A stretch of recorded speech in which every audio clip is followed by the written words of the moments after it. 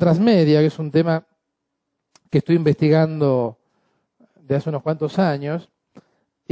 Para entender qué pasa con la narrativa transmedia, a mí siempre me gusta empezar hablando de lo que pasa en el mundo de los medios. Nosotros veníamos de un sistema de medios donde había, podríamos decir, pocas especies. Estaba la radio, la prensa, la televisión, el cine. Y allá hace casi un cuarto de siglo, hace 25 años, aparece una nueva forma de comunicación, que es la web, un nuevo paradigma. Antes teníamos el broadcasting, teníamos el uno a muchos, el one to many, como se dice en inglés, y aparecen nuevas formas de comunicación en red. La web no es un nuevo medio. Algún viejo investigador, recuerdo, allá en los años 90, 95, decía, la web es una cosa que está de moda, que viene de Estados Unidos, es un medio más, hay radio, televisión, esta web. O ni siquiera le daban estatus de medio.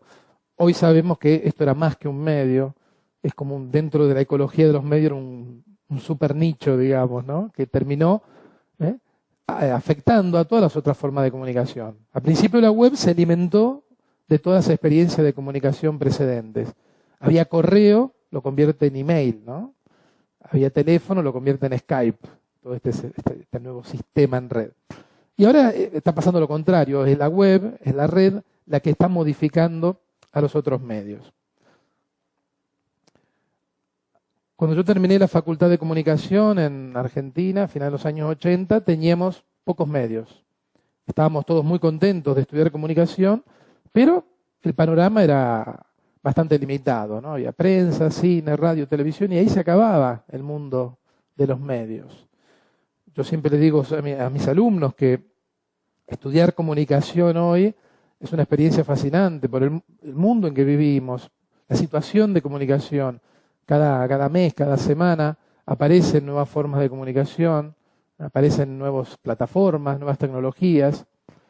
Yo creo que hoy estudiar comunicación, trabajar en el mundo de la comunicación o investigar el mundo de la comunicación es como tener una de las profesiones justas en el momento justo. Era como ser ingeniero en Birmingham en 1800. ¿No? Había que construir puentes, había que desarrollar estructuras metálicas para las estaciones de trenes, había que mejorar la máquina a vapor, había que construir vías. Digamos que la profesión en ese momento era la ingeniería, o no sé, o ser artista en Florencia en 1500, en pleno Renacimiento, o ser escultor o pintor. Yo creo que hoy, bueno, el mundo de la comunicación está viviendo un momento de gran explosión de nuevas formas y plataformas y tecnologías, y digamos que es interesante, es complejo. Todavía no sabemos si este ecosistema se va a ir equilibrando, se va a ir tranquilizando con el correr de los años, pero digamos que es un buen momento.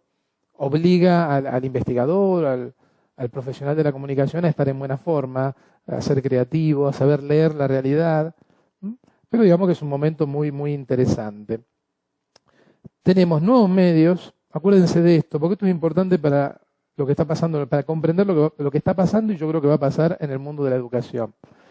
Antes teníamos un puñado de medios de broadcasting y ahora tenemos nuevas formas de comunicación.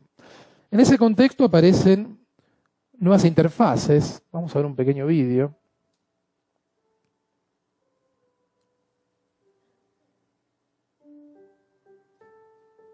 Esto es un libro para iPad, para tablets. Claro, la pregunta ¿es un libro esto? ¿Es un juego? ¿Es un producto interactivo?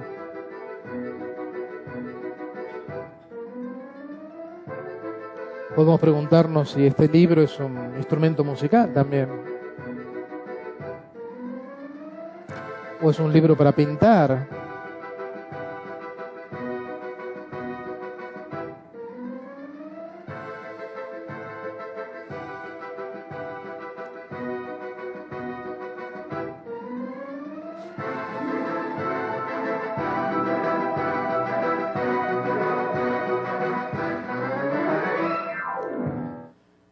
Tenemos nuevos medios, nuevas plataformas, nuevas interfaces. En este caso es interesante. Esto es una interfaz que absorbe, reúne, es centrípeta, ¿no? Muchas formas de comunicación convergen en este producto. Ahora vamos a hablar de transmedia, que es justamente lo contrario, es expansivo. Acá tenemos un buen ejemplo de lo que puede haber sido el multimedia, ¿no? El CD-ROM de los años 90, las páginas web, donde convergen los diferentes lenguajes, los diferentes medios. Y esta es una de las dimensiones del cambio. Hay más medios, lo cual significa que nuestra dieta mediática es mucho más variada. El tiempo que hoy pasamos en Facebook, en Twitter, en YouTube, es tiempo que a lo mejor antes hubiéramos estado leyendo un libro muchas horas, hubiéramos estado muchas horas mirando un programa de la televisión broadcasting. Esto es una imagen que ya tiene unos 4 o 5 años, de la revista Wire, hablaba de 9 horas por día en Estados Unidos, consumiendo y generando nuevas informaciones. Y vemos que vamos pasando de un medio a otro a lo largo de la jornada. Hay un libro del 2011 que ya habla de 11 horas por día consumiendo y generando información, porque no es solo consumir, generamos, tuiteamos, escribimos post en un blog, compartimos fotos, sacamos y compartimos fotos. Recuerden este tema, fragmentación de las audiencias. Digamos que los jóvenes que entran hoy en la escuela vienen de este ecosistema de medios. Nosotros veníamos del viejo broadcasting, muchas horas dedicadas a pocos medios. Hoy el mundo cultural, el mundo cotidiano de los jóvenes y de los más niños es este entorno, que también obviamente nos afecta a todas las generaciones, y no solo afecta al consumo, al gran consumo de contenidos audiovisuales, por ejemplo. Piensen, por ejemplo, en una comunicación de uno a uno. ¿Cuántas veces comenzamos un diálogo con un amigo en un mensaje de Twitter y después ya nos queda corto y pasamos a un mensaje en Facebook o en email y al final nos terminamos llamando por Skype? O sea, una conversación uno a uno va saltando también de un medio a otro. Esto es muy lindo, es mucho más variado, tenemos una dieta mediática más variada, pero esto genera un gran problema al mercado de la comunicación. Porque el negocio de la comunicación, del broadcasting, era venderles a las empresas, a las agencias de publicidad, grandes masas de gente mirando el mismo producto o leyendo el mismo producto. Esa es la esencia del broadcasting. A tal hora del día yo tengo un target de tantos millones de personas, de jóvenes, niños, amas de casa, de tal sector social, mirando tal programa de televisión, o comprando tal diario o escuchando tal emisora de radio. Esto hace tambalear todo un modelo de negocios muy consolidado de los medios tradicionales. ¿Hay alguna forma de juntar esta dispersión? Sí, crear algún tipo de relato que vaya uniendo todas estas diferentes situaciones de consumo que hoy aparecen fragmentadas. Esto es una narrativa transmedia. Es un relato, es un relato que va uniendo, se va contando en diferentes medios o en diferentes plataformas.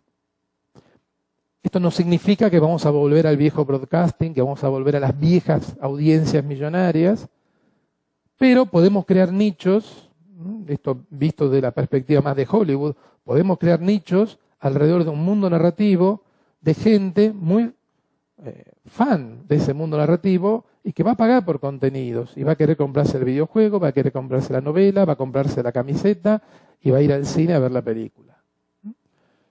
Esta es una de las dimensiones de las narrativas transmedia. Te lo repito, es un relato que se expande en muchos medios y plataformas. Cuando vamos a ver narrativas transmedia, uno de los primeros o de los casos más estudiados o que se lo considera parte del canon transmedia es Star Trek. Todos saben que este mundo narrativo nació a finales de los años 60, una serie muy exitosa que duró un par de temporadas y se dejó de producir. En los años 70 empezaron a aparecer algunas expansiones, se hicieron algunos cómics. Finales de los años 70, 80 empezaron las películas. En los 90 se hizo otra serie de televisión, La Nueva Generación, hasta llegar a la actualidad, donde JJ Abrams ya ha hecho un par de películas expandiendo el mundo narrativo de Star Trek. Lo más interesante, y este es el segundo componente de la narrativa transmedia, es, por un lado esto, el mundo narrativo oficial se expande en muchos medios y plataformas, pero por otro lado, los usuarios, la gente, los fans, ahora se los llama los prosumidores, también participan generando nuevos textos, también participan ampliando el mundo narrativo. Entre las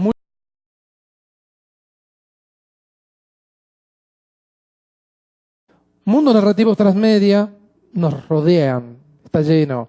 Otro que se ha estudiado mucho, obviamente, es el mundo narrativo de Star Wars. Es un mundo narrativo que nace en el cine, el anterior había nacido en la televisión. Tenemos un mundo narrativo que nace en el cine y se fue expandiendo al cómic, a la animación, la Guerra de los Clones, videojuegos, ya de finales de los 70 había videojuegos de Star Wars, todo lo que es el merchandising, que es parte del mundo narrativo, los parques de atracciones, libros, y allá arriba tenemos UGC, que son contenidos generados por usuarios o User Generated Content. Podemos encontrar muchos mundos narrativos transmedia que nacen a partir de un largometraje.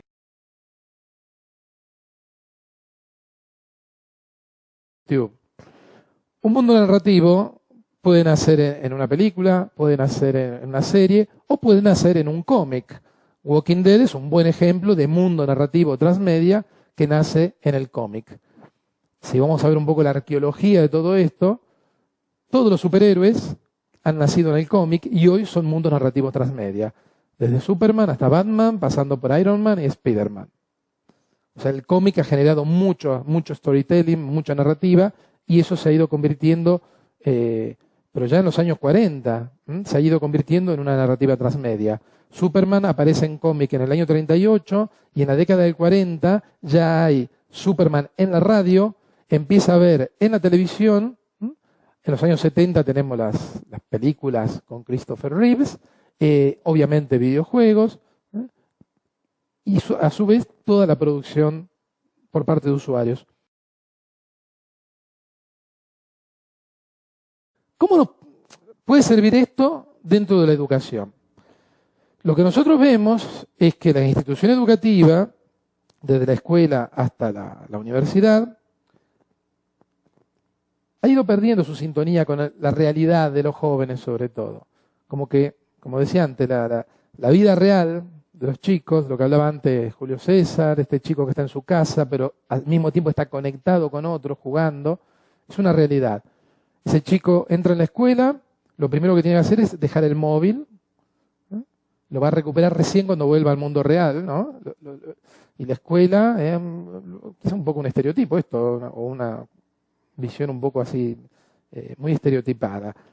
El chico entra en la escuela y se lo encierra ahí una serie de horas en un aula, donde está todo el tiempo medido, con timbres, campanas.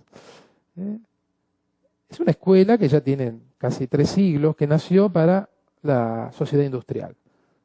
Formaba obreros, administrativos, técnicos, ingenieros, formaba gente para un sistema, para una sociedad industrial que sabemos que está en fase acelerada de mutación hacia otro tipo de sociedad de la información y del conocimiento.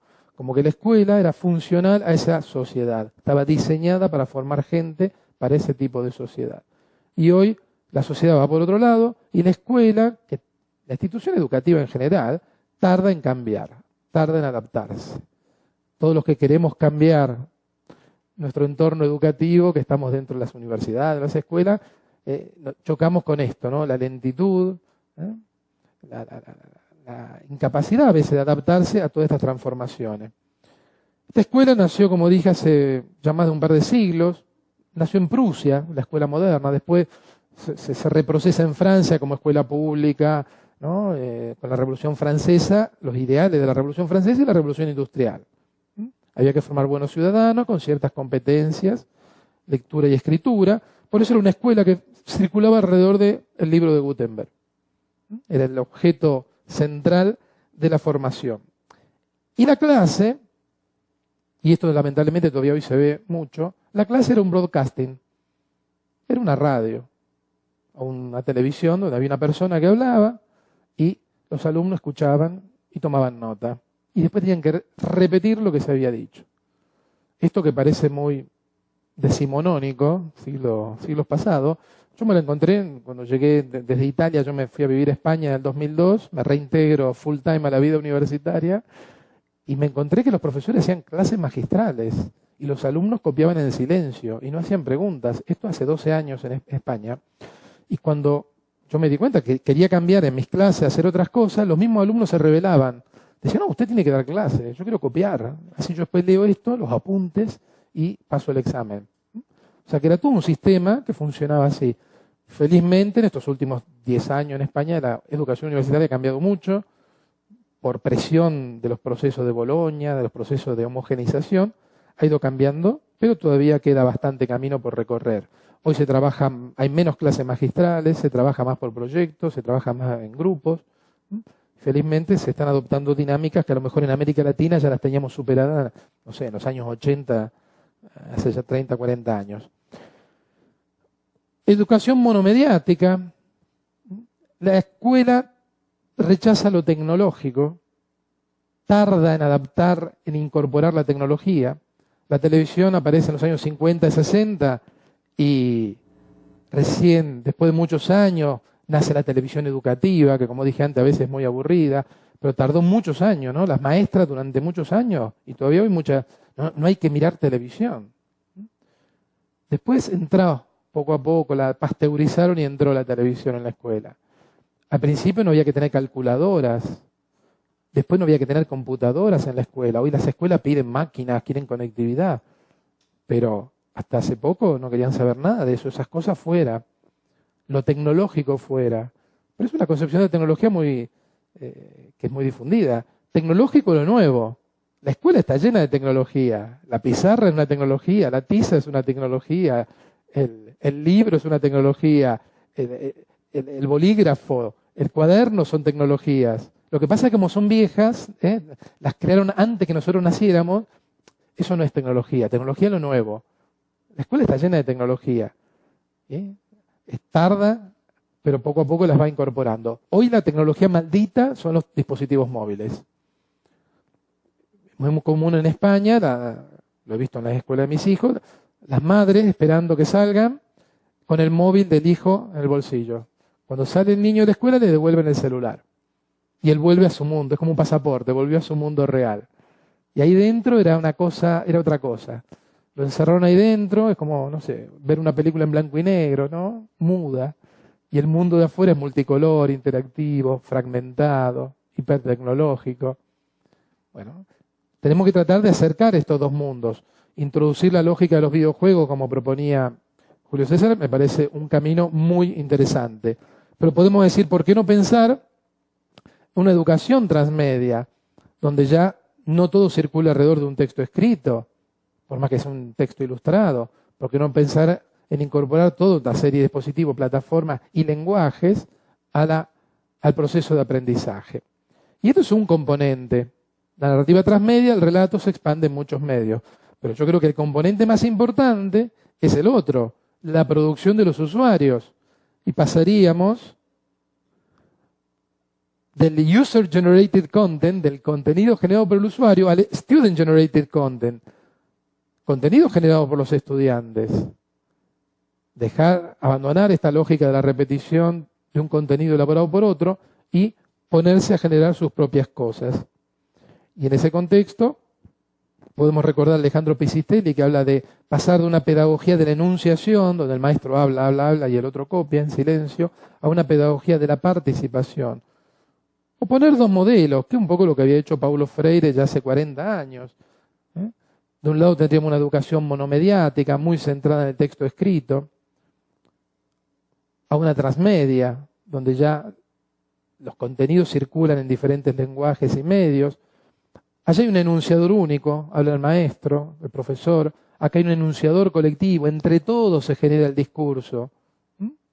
El alumno un consumidor pasivo de contenidos que repite. El alumno como coproductor, como fan diríamos. Así como hay fanfiction del fan que le gusta Star Trek y cuenta nuevas historias de Star Trek o de Harry Potter o de Spider-Man. ¿Por qué no pensar esto? Producción de contenidos a cargo de los alumnos.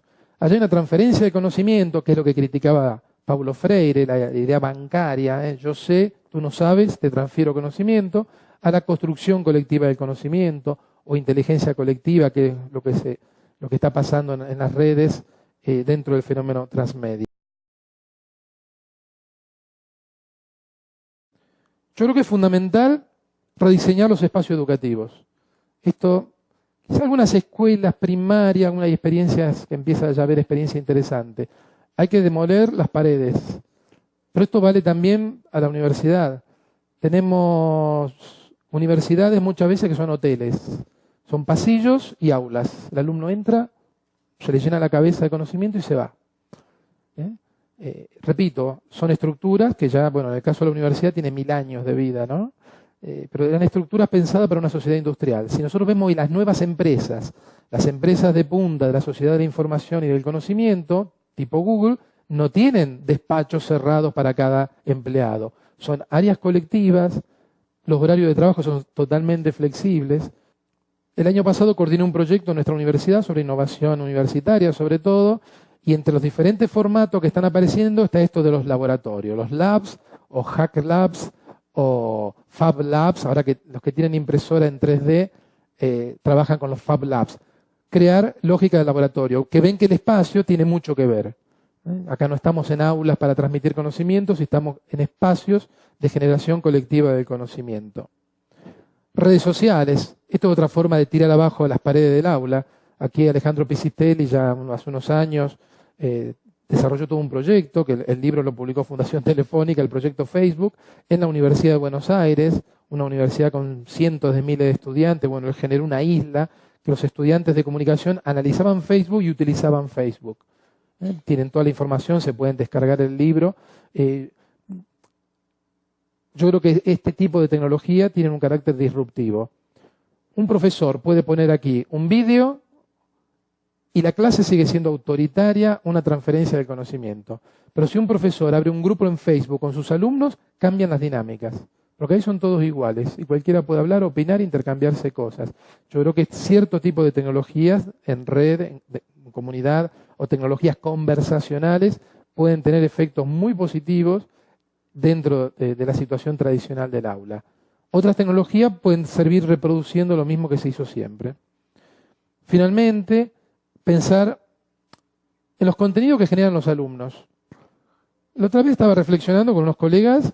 La universidad es una fábrica textual. Las escuelas también, pero la universidad. El alumno se pasa toda la semana entregando textos escritos y textos, y la universidad genera textos escritos, y tesinas, y tesis, informes. Yo pensaba, ¿cuántos megabytes de información o gigabytes producimos por semana en la universidad? ¿Qué queda de todo eso? Las tesis quedan encuadernadas en la biblioteca. De toda esta producción de los alumnos, ¿qué queda? Queda casi nada. Si dentro de 300, 400 años un investigador quiere analizar la universidad de hoy, las prácticas textuales, no va a haber casi nada. Eso por un lado. Pero por otro lado, ¿por qué siempre textos escritos? Yo, por ejemplo, enseño, uno de mis cursos es una introducción al análisis de discurso, la semiótica, y a veces le pido textos escritos. Otras veces los alumnos tienen que entregarme infografías. Son cursos de 3 meses, o sea que no hay mucho tiempo, por ejemplo, para hacer vídeos. Pero, primero, no hacer circular toda la educación alrededor del texto escrito. Ahí entramos en el tema de los polialfabetismos y manejar diferentes registros. Pero, ¿por qué no pensar en infografías y todo otro tipo de formas de expresión que van más allá del texto escrito? Y la otra cosa, con esto ya termino, nuevos formatos.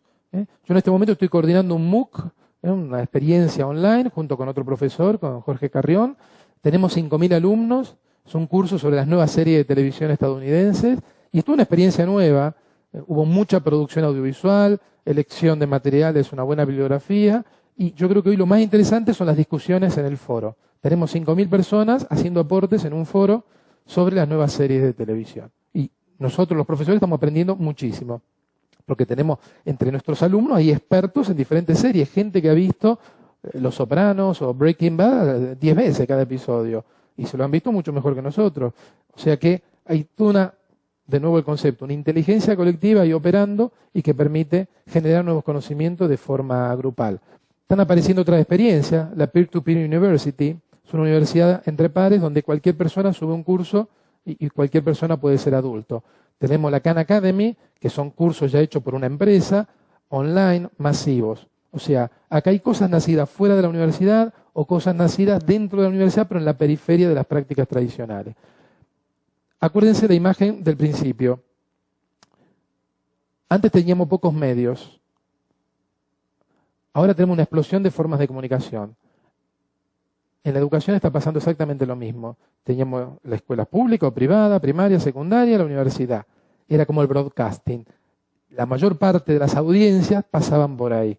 Ahora estamos asistiendo a una explosión de nuevas formas de educación. Algunas dentro de la universidad, otras en la periferia y otras directamente afuera. Hay nuevos formatos breves de formación. Hay nuevos formatos de un fin de semana, de pequeñas iniciativas fuera, sobre todo fuera de las universidades o de las instituciones tradicionales, que permiten adquirir conocimientos en áreas muy específicas. O sea, lo que la universidad no sabe, no quiere o no puede hacer, lo que las instituciones en general educativas tradicionales no saben, no quieren o no pueden hacer, se va a ir haciendo afuera. Con esto termino, les agradezco la atención. Gracias.